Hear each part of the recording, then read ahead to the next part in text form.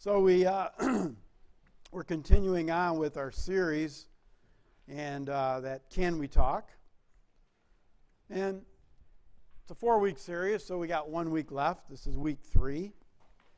And the series, it's kind of hard to see, but underneath in the purple it says Ephesians 4:3. That's kind of the main text for our series. And what that scripture says is, make every effort to keep the unity of the Spirit through the bond of peace. So when we think about, why are we doing a series on communication, basically? And the reason we're doing that is because we want to have unity. It's a way for the body of Christ to become more unified, and that's how we're supposed to be. So last week, week 1, Joe looked at this idea of getting real, which really connected us with the main keys of this series, which is to seek to understand, to be able to laugh mostly at ourselves, and to be able to apologize, to be able to forgive. Those are also in your bulletin too, those keys to kind of keep in your mind as we go through this. Week 2, we talked about listening well last week, this idea of incarnational listening, and which is basically following Jesus listening. And when we do that, it's really about our discipleship. That discipleship is a word of being a disciple of Christ, growing in Him and becoming like Him. And so when we're listening incarnationally, we're also growing as a disciple. And then this week we're going to talk about speaking with integrity. So if you missed either of those last 2 messages, you can go online or on the app and you can listen, watch either those and get those information. So to start us off, let's do a fill-in-the-blank lyric. I thought everybody would get this last time, but they didn't, so we'll see what we get. So blank is such a lonely word. Yeah, that's what everybody said last time. 1 is the loneliest number. This isn't one number. It is blank is such a lonely word. Honesty is such a lonely word. Everyone is so untrue. Honesty is hardly ever heard, and mostly Billy Joel. Mostly what I need from you. So when we think about honesty, and then today we're talking about integrity, how do those connect? If we look in the dictionary, we see this idea of integrity as 1, the quality of being honest, and morality, sorry. We're having a little technical thing with the phone going here. No problem. Morally upright, the state of being whole or unified, soundness of construction, and of course we all know the Latin roots, so we don't have to get into that. So this idea of unified, that's what our series is talking about, this idea of honesty connected to integrity. So when we go back to our series, the main focus is unity.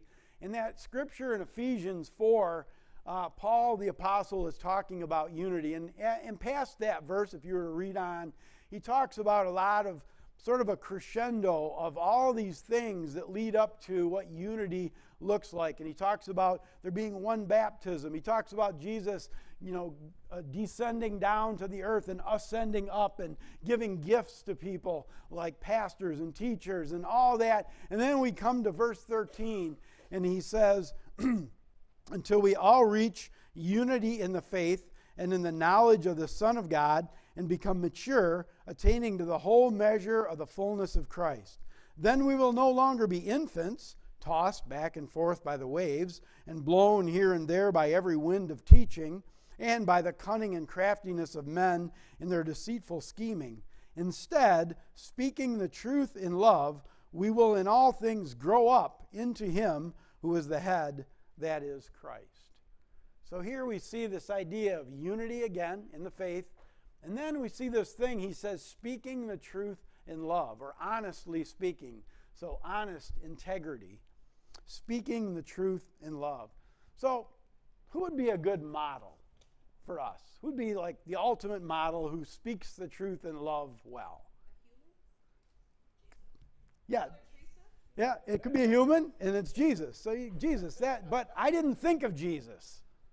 I came up with someone else. I thought we'd all come up with the person I thought of because I thought everybody thinks like me. Evidently, they don't. That would be scary.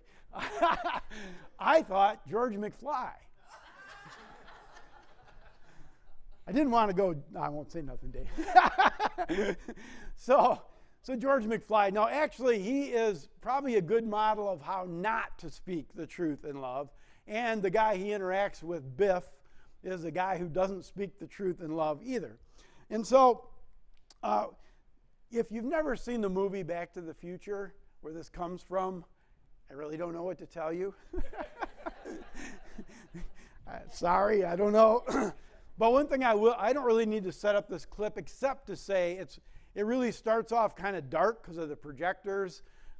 So what you might not be seeing, but when Marty McFly is coming in, the car he wanted to take his date out to has been wrecked by Biff. And so they're towing the car in, and Marty's walking into the house, and Biff and his dad, George McFly, are having this conversation. So let's take a look. 629, tow for impoundment. Any unit, please respond. Perfect. Just perfect. This is fun. I can't believe you loaned me your car without telling me it had a blind spot. I could have been killed. Now, Biff, I never noticed that the car had any blind spot before when I would drive it. Hi, son. What are you, blind, McFly? It's there. How else do you explain that wreck out there? Now, Biff, can I assume that your insurance is going to pay for the damage? My insurance? It's your car. Your insurance should pay for it. I want to know who's going to pay for this. I spilled beer all over when that car smashed into me. Who's going to pay my cleaning bill? And where's my reports? Well, I haven't finished those up yet, but I figured since they weren't due till... Hello? Hello? Anybody home? Think, McFly. Think. I gotta have time to get them retyped. Do you realize what would happen if I handed my reports in your handwriting? I'll get fired. You wouldn't want that to happen, would you? Would you? Of course not, Biff. No, I wouldn't want that to happen. Now, look, I'll finish those reports on up tonight, and I'll run them on over first thing tomorrow, all right? Not too early. I sleep in Saturday. Oh, McFly, your shoes untied. Oh. Don't be so gullible, McFly. Got the place fixed up nice, though, McFly. Hey, I have your car towed all the way to your house, and all you got for me is light beer?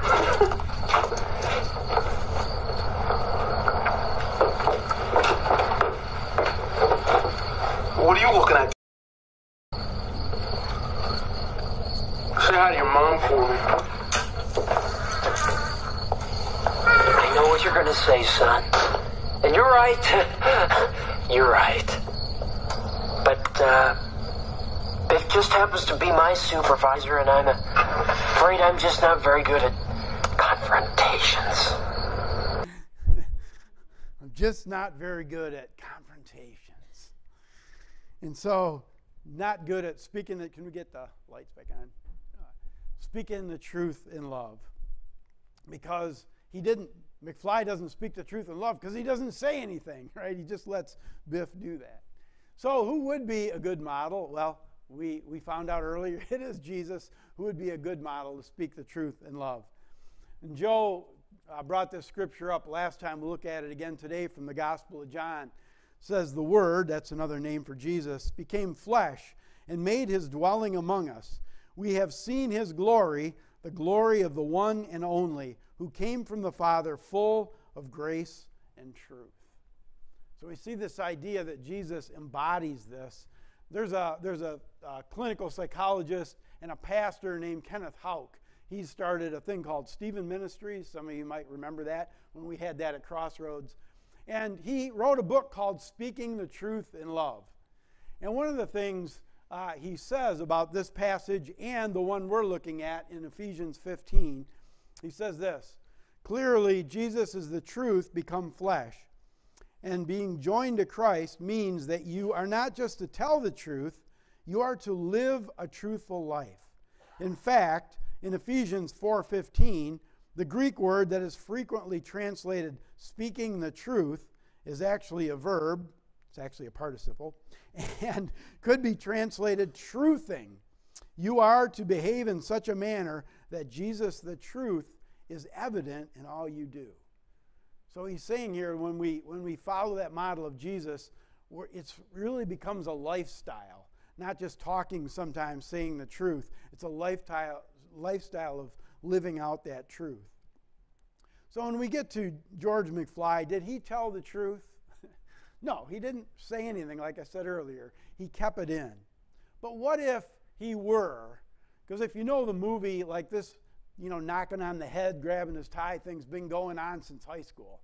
So what if George McFly were to finally speak up? What might that look like?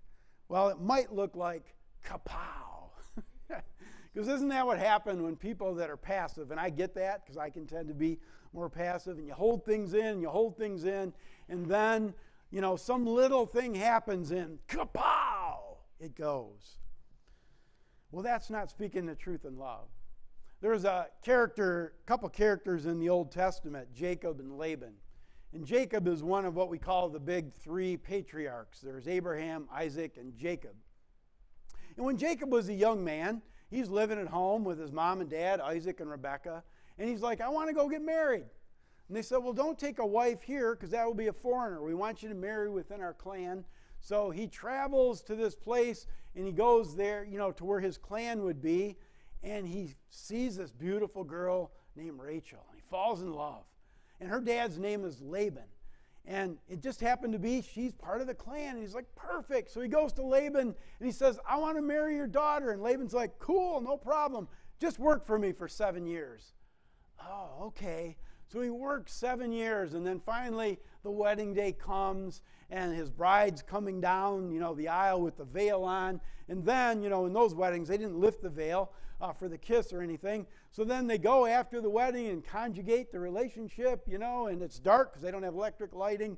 And so in the morning, he's gonna, oh good, I get to see my bride, my beautiful bride, Rachel. And, he wakes up in the morning and it's not Rachel. It's her sister Leah, her older sister Leah. Instead, he married her older sister. So he goes to Laban, and he's like, what happened? Laban, kind of grabs his tie and goes, hello, McFly, don't you know our custom? Our custom is you don't marry the younger daughter before the older daughter's not married yet. Oh, yeah, what was I thinking? So just work another 7 years, and you can have Rachel too. So he works 7 more years, and then he works more years, for Laban. And he ends up working 20 years for the guy. And the guy, did a lot of stuff, ripped him off. And, Jacob didn't say much, held it in. And then after 20 years, God said to Jacob, I want you to go back to the land where your parents are, where Isaac and Rebekah is. And Jacob thought, yeah, I don't want to tell Laban that because that would be conflict. I don't do good with conflict. I'm kind of afraid, so I'll just sneak off with all his grandchildren and all the family, and we'll sneak away. And he does, and a few days later, Laban finds out, and he's a little ticked off. So he goes chasing after Jacob, and, it took a few days, and during one of the days, Laban, goes to sleep, and he has a dream. And God says to Laban, look, you're going after Jacob. Don't be touching that. Don't be hurting him or you got problems with me. So Laban's, okay. So he goes and he catches up with Jacob finally. And he accuses him of stealing something, this little thing. And that just sort of sends Jacob over the edge. After all these years, it was this accusation. And it looks like this. It says, Jacob was angry and took Laban to task. I have been with you for 20 years now. Your sheep and goats have not miscarried, nor have I eaten rams from your flocks. I did not bring you animals torn by wild beasts. I bore the loss myself, and you demanded payment from me for whatever was stolen by day or by night. This was my situation. The heat consumed me in the daytime, and the cold at night, and sleep fled from my eyes. It was like this for 20 years I was in your household. I worked for you 14 years for your 2 daughters, 6 years for your flocks, and you changed my wages 10 times. if the God of my father and the God of Abraham and the fear of Isaac had not been with me, you would have surely sent me away empty-handed. But God has seen my hardship and the toil of my hands, and last night he rebuked you. Ha! Yeah. I've been waiting 20 years to say that. Kapow. And actually, that's not that bad of a kapow, right? Because some kapows are really bad, and there's name calling and swearing, and things get thrown, and holes get punched in walls. But that's not speaking the truth in love. He shouldn't have held that in for all that time. But one of the reasons people do is we have these communication styles. And so if you're taking notes in your bulletin, this is the time when you're going to have that says 3 A's. Well, the first A is supposed to be a P. That's my mistake. Even though Laura's not in here, I'm still not going to blame it on her. I'll take the hit for it because it was me. So there's the passive style, or some people would say a passive-aggressive style of communicating. And when you have that, you're not speaking the truth because you're not speaking. You're just holding it in. Or maybe there's the aggressive style. You might go from passive and explode, kapow, and become aggressive. Or some people just have a regular style of being aggressive. And that's speaking the truth maybe, but not in love. And it's interesting how no one has to teach us these styles, right? Like you don't have to go and learn aggression 101 or passivity 101. We just pick it up from, life. But the one that would get us the best towards speaking the truth in love is assertiveness. And that doesn't come naturally unless you're a baby. Babies do it naturally. Is speak the truth in love is assertiveness. And to explain assertiveness, we go back to Kenneth Houck, who wrote the book Speaking the Truth in Love. He says, assertive behavior is a constructive way of living and relating to other people. It is behavior that reflects concern about being honest, direct, open, and natural in relations with others. So assertiveness says, look, I'm going to respect myself too much to hold it in. And I'm going to respect you. Maybe I don't respect all your behavior, but my call is, as a Christian, is to respect you and love you, even if you're my enemy. So I'm going to respect you and not let it out in a way that hurts you. So I'm going to respect me and you. That's assertiveness. The scriptures say, love your neighbor as yourself. So you're loving both. That's what assertiveness does. And often, because it's not something we naturally do, it's something we have to learn to do, is be assertive. Sometimes we need a process, especially if there's been something like Jacob's situation that's gone on for a lot of years. We need a process to slowly work through that before we have a conversation with someone. We need a good process to speak the truth in love. So there's a lot of different types of processes. One we have at Crossroads, it's called Commit to Grace. And Joe has talked to you a lot about that. We have it out there in the information area.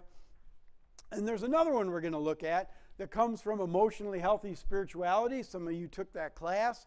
Maybe you've heard of this process. It's called the Ladder of Integrity. Climb the Ladder of Integrity. And don't worry about all the little print. I just wanted you to see the whole ladder, and then we'll break it down and talk about it. But basically, there's several rungs. Each one has a specific step to it, but the rungs are kind of categorized in 3 groups.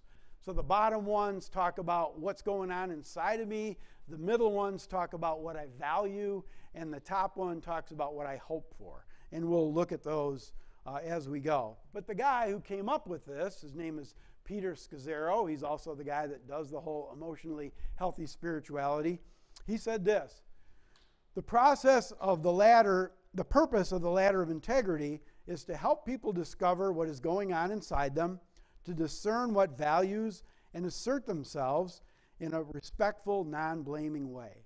We call it the ladder of integrity because it provides a systematic approach that helps people to be honest and transparent as they prepare themselves to address problems and conflicts with another person. So the process fills all these things that are important to do. So when we think about a process, often in this type of process, there's roles that you take on. And often it's a speaker or a listener. So we're going to look at two of the roles. The first one is the curious listener, or the truthee.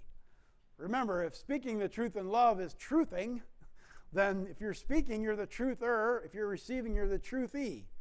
And yes, I made up a word. Because I can do that, right? Who's going to stop me?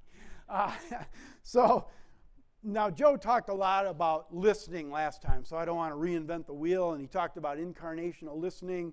And so the only thing I want to add to it is this idea, besides incarnational listening, of curiosity. Curiosity. And there's some people who wrote a book called The Power of Curiosity. And what they discovered as they were looking at how do you help people understand each other, and that's one of our keys of the series. They said, kids are really pretty curious by nature. We all as kids, we have kids, they ask questions, they're into everything, they're touching things. There's that curiosity. And sometimes we kind of lose that as we get older, and to some degree. But these writers, they found out, like, when people can really get in touch with that curiosity, it really is an awesome way to be able to gain understanding and listen to another person. So what the writers of that book say is this: true curiosity holds no judgment. It is about exploring and learning with the goal of greater understanding, which is free from judging. When curious people ask a question, their only intention is to better understand, whether it is another person, an idea, a place, an origin, or anything that creates an interest in further exploration. So if somebody comes to me and they've got maybe a different idea that I don't understand or I don't like, or maybe they have some emotional thing going on, and sometimes it's a reaction to just want to go, ugh, oh, I don't want to hear that. Get away from me. I don't get that. I don't understand you. How could you think that? And curiosity is a whole different mindset that involves body language and everything, and it totally fits with incarnational listening. It's being able to go, all right, as Joe said, we don't have to change ourselves, but we can be curious. I can go, well, why is it that? I'm wondering why you think this or feel this way or have this idea or this view. And it doesn't have to be a threat. So it's a very good, non-threatening way to listen. But let's talk about speaking, because that's the main part of this. So assertive speaker role, or the truther. And so to help us out with this, we're going to talk about Phil. Is that all right, Phil? So now we're actually not going to talk about this, Phil. It's a different Phil. But it really would be fun to talk about you, Phil. Phil is a guy, and so the guy who wrote the book, Emotionally Healthy Spirituality, is also a pastor, Peter Scazzero.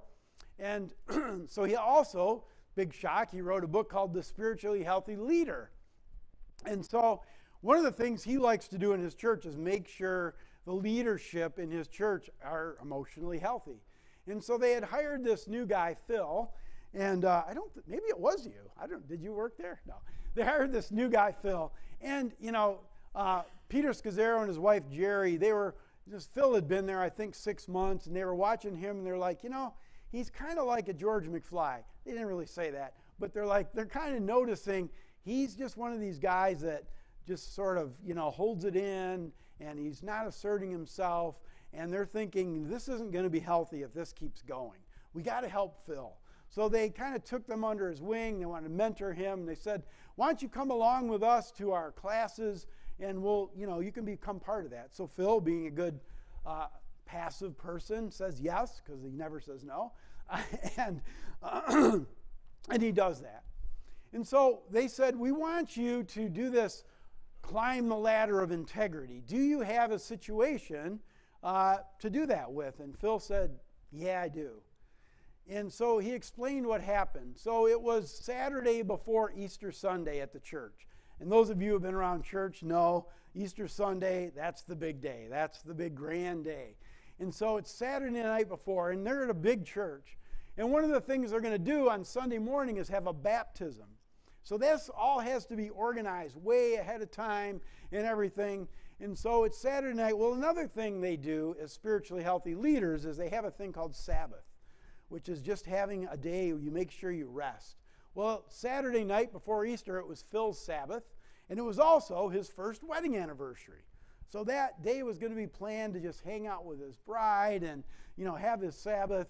Well, he gets a text from his supervisor that says, hey, there's this girl, teenage girl named Emily. She's going to get baptized tomorrow. Her parents or her family doesn't come to church, but she's inviting them. She's really excited. She's not on the list. Can you take care of that? And Phil says, of course I can. But he really wasn't his job, because his executive assistant, Myrna, was the one who dropped the ball and didn't put Emily on the list. She would have been the one to fix this problem. But of course, Phil does it, and it takes him 5 hours. So I still, it doesn't say in the book like why it takes 5 hours to get Emily on the list, but but it takes 5 hours. So you can only imagine your first wedding anniversary, it's your Sabbath. There was a little bit of marital tension. There was a lot of emotional distress, and it was a big deal. And so Sunday morning comes, of course, Emily gets baptized, and Myrna, Phil's executive assistant, comes up and says, hey, I'm really sorry, Phil. I dropped the ball and I didn't get Emily on the list. And Phil says, that's okay. It was no big thing. Liar, liar, pants on fire. It was a big thing. And so that's what he decided to climb the ladder of integrity with Myrna. So he would be there face to face with her. And it really took him a while to kind of put it all together. He kind of wrote out a transcript. And so there was a lot of thought that went behind this. So when we look at the beginning of the ladder, the first 4 rungs, it's really talking about what's going on inside of me. And it covers things like, right now, the issue on my mind is ... My part in this is ... My need in this issue, my feelings. But when we think about just what's going on inside of Phil, he's a passive guy. He doesn't like conflict. Now he's going to, and I think they actually did this in front of a bunch of people, he's going to climb the ladder here with this person. It's a confrontation. What's going on inside of Phil is probably terror, right? Probably this idea that, oh my gosh, and there's a lot of reasons people are fearful when they're passive, but one of the big fears is, what if I upset the person? I will hurt them. And of course, that's always horrible, right? Is it? If my speaking the truth to you in love hurts you, is necessarily that wound a bad thing? Well, the scriptures say it isn't. We look at Proverbs, it says, better is open rebuke than hidden love. Faithful are the wounds of a friend. Profuse are the kisses of an enemy. Faithful are the wounds of a friend. One writer commenting on the scripture says, the wounds are a metaphor for the painful and plain words that must be spoken in a true friendship in order to heal the beloved and or to restore a broken relationship.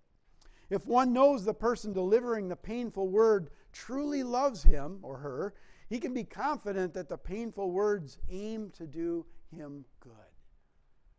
Sometimes our speaking the truth in love might hurt a person, but ultimately help the relationship and even help the other person.